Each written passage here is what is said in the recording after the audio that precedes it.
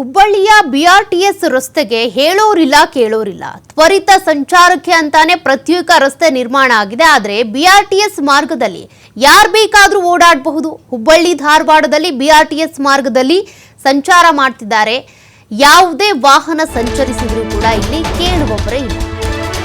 ಹುಬ್ಬಳ್ಳಿಯ ಬಿಆರ್ಟಿಎಸ್ ರಸ್ತೆಗೆ ಹೇಳೋರಿಲ್ಲ ಕೇಳೋರಿಲ್ಲ. ಕಾರಣ ತ್ವರಿತ ಸಂಚಾರಕ್ಕೆ ಅಂತಾನೆ ಪ್ರತ್ಯೇಕವಾಗಿ ರಸ್ತೆಯನ್ನ ನಿರ್ಮಾಣ ಮಾಡಲಾಗಿದೆ. ಹಂಗಿದ್ರು ಕೂಡ ಅಲ್ಲಿ ಹೋಗ್ತಾ ಇಲ್ಲ ಉಳಿದಂತ ವೆಹಿಕಲ್ಸ್.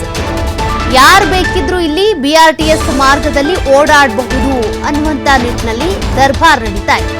ಹುಬ್ಬಳ್ಳಿ ಧಾರವಾಡದಲ್ಲಿ ಬಿಆರ್ಟಿಎಸ್ ಮಾರ್ಗದಲ್ಲಿ ಎಲ್ಲಾ ವಾಹನಗಳು ಕೂಡ ಸಂಚಾರ ಮಾಡುವಂತೆ ಆಗ್ಬಿಟ್ಟಿದೆ.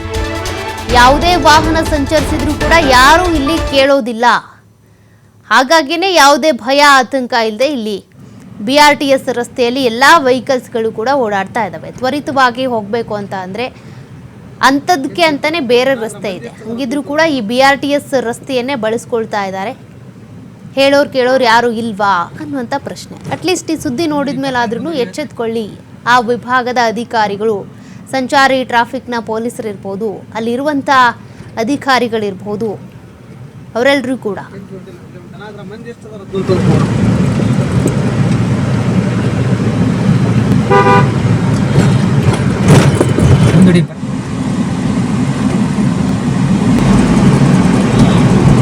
ನೋಡಿ, ಇಲ್ಲಿ ಪ್ರತ್ಯೇಕ ರಸ್ತೆಗಳಿದ್ದಾವೆ. ತ್ವರಿತ ಸಂಚಾರಕ್ಕೆ ಅಂತಾನೆ ಬೇರೆ ರಸ್ತೆ ಇದೆ, ಬಿಆರ್ಟಿಎಸ್ ಮಾರ್ಗವೂ ಇದೆ. ಆದರೆ ಈ ಬಿಆರ್ಟಿಎಸ್ ಮಾರ್ಗದಲ್ಲಿ ಎಲ್ಲ ವೆಹಿಕಲ್ಸ್ಗಳು ಕೂಡ ಓಡಾಡ್ತಾ ಇವೆ.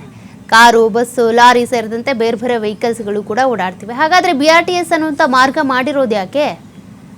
ಯಾರು ಅಲ್ಲಿ ಹೇಳೋರಿಲ್ಲ ಕೇಳೋರಿಲ್ಲ.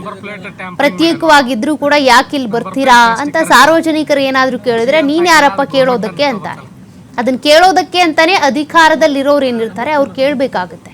ಆದರೆ ಅಲ್ಲಿ ಪ್ರಶ್ನೆ ಮಾಡೋರಿಲ್ಲ.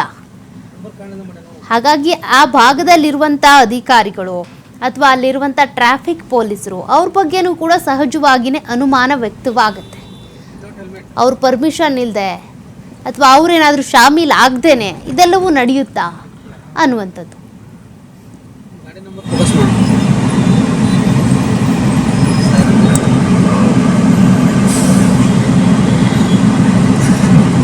ಇದು ನಂಬರ್ ಪ್ಲೇಟ್ ಟ್ಯಾಂಪರಿಂಗ್ ಮಾಡ್ಯಾನ ನೋಡ.